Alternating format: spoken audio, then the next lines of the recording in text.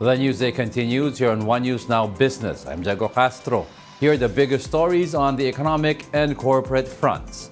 The National Economic and Development Authority is optimistic that the government's 6 to 7% growth goal this year is still within reach. This comes after the country reached a robust 5.9% year-on-year GDP growth in the third quarter of 2023, surpassing the 4.3% growth in the previous quarter. For the last quarter, Balisacan said easing inflation would help boost household consumption ahead of the holiday season. The NEDA chief admits, though, that there is still a need to improve government spending and investment. Economists, meanwhile, are expecting growth to slow in the quarters ahead due to global economic slowdown. Security Bank Chief Economist Robert Dan Roses said growth is expected to remain subdued in the next quarters amid cooling of external demand and the impact of elevated interest rates. ING Bank Senior Economist Nicolas Mapang, meanwhile, said the better-than-expected third-quarter growth would allow more room for additional tightening by the BSP. The Bangko Sentral sees inflation landing farther from the government's target for both 2023 and 2024. The Bangko Sentral raised its inflation forecast for this year to 6.2% from the previous 5.8%. This is far beyond the government's 2 to 4% target band. The central bank also expects inflation to average at 4.7% in 2024 from the previous forecast of 3.5%. Monetary Board member Romeo Bernardo says the balance of risks on inflation remain on the upside. This is mainly due to the potential impact of higher power rates, oil prices, and wage increases outside Metro Manila. The BSP says they took into considering the faster-than-expected September inflation, which was lagged at 6.1%. Central Bank also took into account the provisional fare hike as well as the impact of the El Niño phenomenon on prices of goods. Finance Secretary Ben Jokno has rejected the proposal to allow state banks to make staggered contributions to the Maharlika Investment Fund. Jokno explained that allowing state banks to contribute to the MIF in a staggered basis is not an option because this might send mixed signals to investors.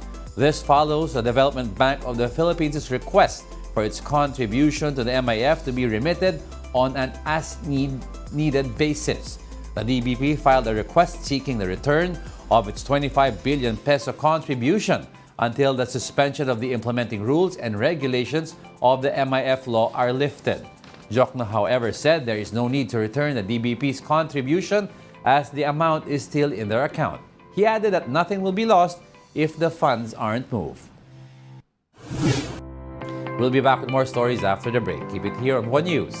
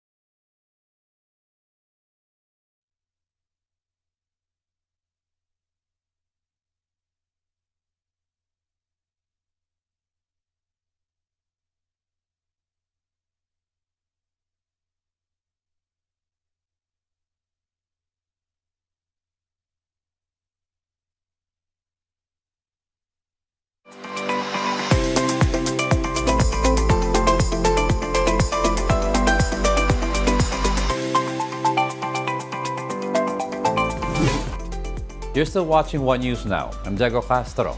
Heads up, Meralco customers, expect a slight increase in your electric bills as the company announces a new rate hike. For the month of November, the company will implement a rate hike of over 23 centavos per kilowatt hour. This translates on additional 47 pesos on bills of households that consume 200 kilowatt hours a month. Those with a monthly consumption of 500 kilowatt hours will see an increase of up to 117 pesos. Meralco explains that the company is forced to charge households more for electricity due to higher transmission charges. The company says this is due to increased ancillary service charges by the National Grid Corporation of the Philippines. The Singapore Fintech Festival is back for its 8th edition with a focus on the growth and adoption of artificial intelligence in financial services. The Singapore Fintech Festival will take place from November 15 to 17 at the Singapore Expo. SFF will bring together the global fintech community to engage, connect, and collaborate on issues relating to the development of financial services, public policy, and technology. Here to talk to us more about this year's edition of the Singapore Fintech Festival and all the exciting events lined up, we have with us on the program Patel, Executive Director at Elevandi. He's joining us live via Zoom from Singapore. Good morning, sir. Thank you very much for joining us. Thank you, Diego.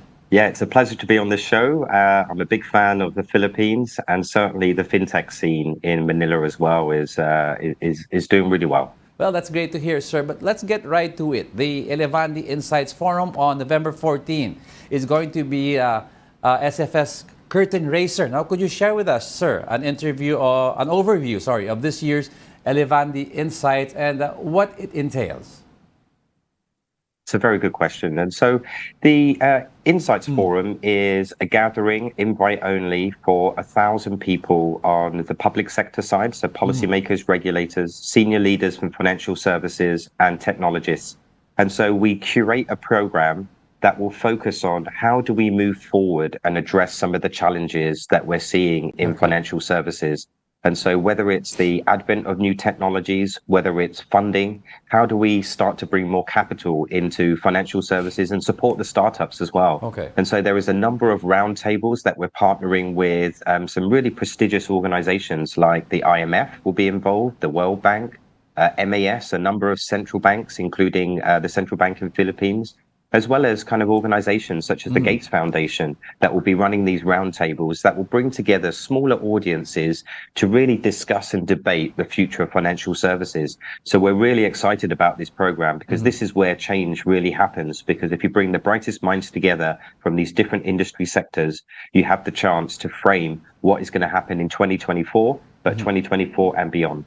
That's right. Now, could you tell us more about SFF? Now, what is this year's central theme? And could you tell us a bit about the 4 key sub-themes, as well as how they will shape the conversations at the SFF? Yeah, so as I was mentioning, one of the key things about the festival is that nexus, that intersection of where policy meets finance, meets technology. And we see these 3 communities as being crucial to driving the future of financial services. And so we've outlined a series of kind of thematics that we believe are core to the future. One is around re-architecting the future, the financial services system, because as everyone knows, there is about 1.4 billion that are unbanked around the world today, and there are countless others that are underbanked. And so there is a strong need for people to come together and really think about how do we make the financial system fairer and more equitable for everyone, not just the haves, but also the have-nots. And so that will be a key dialogue where we'll be discussing how we can leverage technology such as stable coins, such as artificial intelligence, to really address some of the inequalities that we're seeing. The second area is around the risks. And, there's been a lot of news here today, as you can see on the TV, that there are many risks, whether it's technological risks, economical risks, whether it's kind of climate-based risks. And so we'll be talking quite a lot around how do we come together as an industry. And it's those 3 kind of communities of policy, finance, and technology to try and solve some of these challenges in terms of the risks. the third area is a very important one and personally very precious to myself, which is around talent and entrepreneurship, because there's been a big challenge, certainly during and since COVID, that has impacted talent, the next wave of entrepreneurs, and also kind of changed a lot of the dynamic around what the future of work will look like. And so we're going to be covering a lot of topics and partnerships with universities as well to support that next wave. We'll be supporting in entrepreneurship through opportunities to receive funding, which is going to be a key program, but also understanding that what will that future of work look like? What skills do people need to be able to future-proof their careers? And then the last area, which is quite a significant one, is around AI. There's been a lot of talk around artificial intelligence, certainly since the rise of generative AI. And so we're going to have a discussion around some of the concerns, some of the security and ethical concerns, but also how do we as a community leverage this wonderful technology for good? And so that will be a dialogue that will run through multiple stages. And, you know, we're super excited to be part of this dialogue to try and shape the future of financial services for good. And what are some of the other highlights the attendees can look forward to at this year's SFF? Could you give us a sneak peek into the various zones? And aside from what you've mentioned, what else will they offer? Sure. One thing I would definitely like to mention is that we have recently confirmed His Excellency, the President of Philippines, so Mr. Marcos. Yes. And so he will be streaming into the festival via a hologram. And that just goes to show not just how innovative the Singapore Fintech Festival is, but how innovative the Philippines community is as well. And so he's currently in the US, and so he'll be streaming in via a hologram to give a special address around not just the Philippine community, the Philippines financial and economic community, but also the state of play across Southeast Asia. In addition to kind of leaders such as the president, we also have the president of the World Bank coming in person. We have the managing director of the IMF. She'll be coming, Kristalina. And so it's having these types of individuals that really sets apart the FinTech Festival, because the type of dialogue that we'll be having will really seek to kind of shape and address those challenges I mentioned around, you know, an equal and transparent financial system for everyone. And so that is kind of a really key part of the content. In terms of the zones, so we're expecting, last year we had 62,000 people attend. We're expecting a similar type of number coming into the FinTech Festival, with about 10,000 attending companies. And so what we're seeing for this year is that we are curating the experience. So there'll be a technology zone for those that are focused on AI or digital assets, or even cloud computing. We'll have a founder zone for those that are focused around entrepreneurship and also seeking investment. We'll have an ESG zone as well, which will be heavily focused around how do we move forward and address some of the challenges that we're seeing in terms of sustainability, because for now it's an imperative as a community that we start to change our mindset and think more longer term around saving the planet and ensuring that organizations' footprints are in line with trying to meet some of the standards that the UN goals have set itself. We also have a regulation zone. I think it just come up on the screen there. And that will look to kind of really discuss different roadmaps and policy thinking and how we're looking to adopt technologies in different jurisdictions. And so this will be an opportunity for delegates to come in and have a conversation with the regulator in an open and safe environment to really start to build that conversation and to advance financial services. And then the last area, and I alluded to that earlier, was around talent. And so we're partnering with universities, we're partnering with a number of academics as well to really provide content that will support students, support entrepreneurs, but also those that are looking to upskill and reskill, because it's really challenging times as we can see in economies around the world. And so the festival is aimed at really pushing forward the boundaries of what we currently know in financial services, but also making sure that we're inclusive to everyone. This really sounds like this is going to be a huge conference. Now, aside from President Marcos and other leaders you've mentioned, who are some of your headline speakers and who can attendees look forward to hearing from? Yeah, absolutely. So we have a whole raft of founders and CEOs. So we have Mr. Eric Jing, who is the CEO of Ant Group. He'll be coming in. It will be his first kind of talk outside of China, I think in about 3 or 4 years. We have people like Bill Winters, so the CEO of Standard Chartered. He'll be coming in. We have senior leaders from some of the key banks across the region. So Union Bank will be there in full force. We have a number of Japanese banks as well, and we'll be heavily represented with the bank CEOs in Singapore as well as in India as well. And so that's kind of the financial services leaders. We have a number of leaders from Google, from Microsoft, from IBM as well, because they are really driving some of the advancements in technology. And so that's how we kind of see the program running, as well as a series of founders as well from multiple different jurisdictions that are unicorns or the next wave of talented founders that will be the unicorns of tomorrow as well. So we're really excited with this depth of program and a diversity of speakers, because that really adds to the thinking in the industry. Definitely lots of exciting discussions to look forward to. Thank you very much for joining us this morning, Pat Patel, Executive Director at Elevandi. Thank you for your time. And those are the top business stories of the hour. I'm Diego Castro. Join us again at 2 p.m. We are One News. All sides, all the time.